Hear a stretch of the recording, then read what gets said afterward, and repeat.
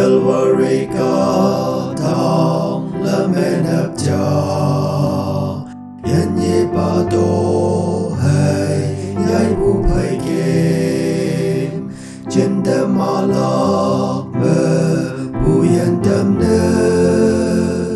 chỉ su tăng bè mẹ song yang ở ly môi man yên nhị ba mong ai yên nhị ba đâu ở Ekel và ripe mẹ chốt yên ở ta man chừng nơi yo bước bia nơi chừng nơi sơ song Opa iman te amen wan te Jisu pemebu iya nada Haka sang ya boy Jisu ayu Dawa tay nang Jisu akanang Môi man yan yi ba Wang ay yan yi ba Dawa Ekel wa ripe me chốt iya nada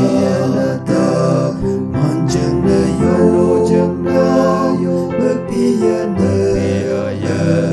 chừng na sơ song ô tàu yên yi đâm ba đa gần nong đâu ở imen yo bu ya lọc lọc quăng beng lâu wang đang chừng nâu mơ trên đất tơ mên yong hẻm lộc lo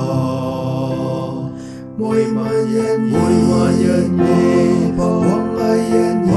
yên nhị đâu ở Ekel và ripe mẹ chốt iya nada man chừng na yo bước bia nơi chừng na sơ song